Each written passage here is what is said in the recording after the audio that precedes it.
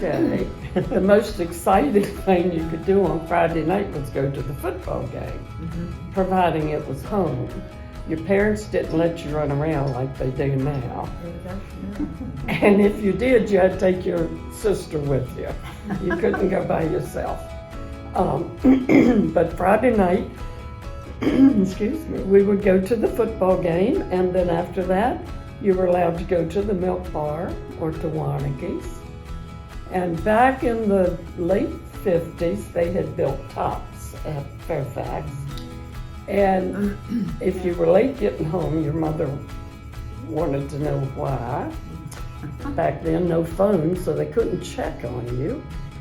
We would take off after the football game, go to Tops at Fairfax. Fast food drive-in. Fast food drive-in, but they had girls, wasn't they on roller skates when they came to wait on you?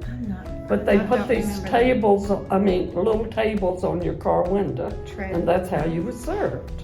Never got out of the car.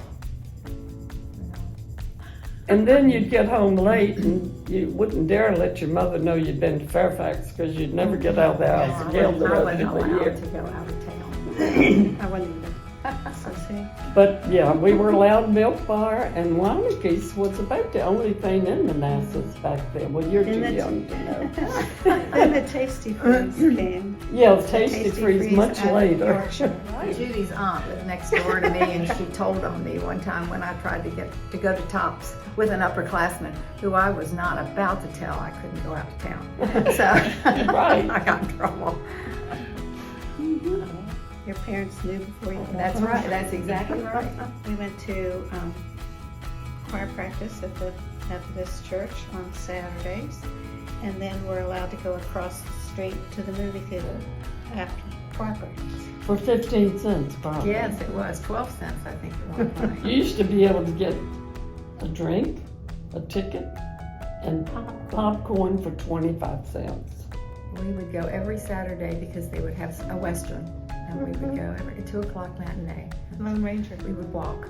We walked everywhere. They were having a Western movie, and they were having a cattle drive, and the fair was going on then, and the boys had gotten a cow and ran it across the street. No.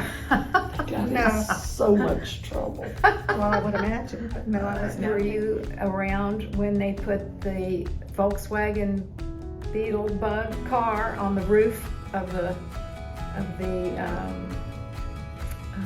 I remember that, the but school administration across from the high school? Yeah, was that Shreve Brent's car? I think so. I think I know who did that too, Yeah. but they never admitted to it. They put Nut Hut on there too. They had big letters that spelled out Nut Hut that they put over on the school administration building. I don't remember that. Yeah, that was a long time ago. There was a lot of fun that, just wouldn't be tolerated these days. I mean, it's too bad because it was good, clean fun. And, Nobody got hurt. No, nobody got hurt. And we started there, and at that time they had built the drive-in theater.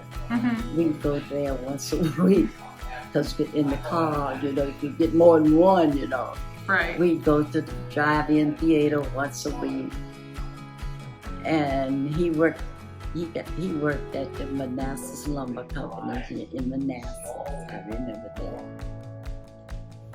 And we put on a couple plays a year at the old Osborne High School. And we used to practice in this building. There's a door down here on the side, and that was never locked. And the basement was open. And we used to come in there. That's where we would rehearse to get in. But you brought your own bottle, and they supplied the mixers for what the admittance fee. And it was a band of some kind that had to be paid for. But everybody, it was a who's who of Manassas that went to that shindig. And everybody knew you, so when you got in trouble, they would call mom and dad and tell them before you got home. So you knew not to do anything or not let anybody find out because they would tell on you. So that that was closeness. even before cell phones. It still traveled before you got home. Yeah, That's for you sure. got home. That's it. Gosh, well, back when I was in high school, it was the strips, and that doesn't exist anymore. But that was Right. like on Friday night. Where actually, that's crazy. I remember when Nathan's opened. You don't remember that, I think, because you're too young. Like I remember that was like a big deal. But that whole Mathis Avenue Friday night, you just take your car out there and you just drive up and down the street. And Well, we had did the same thing.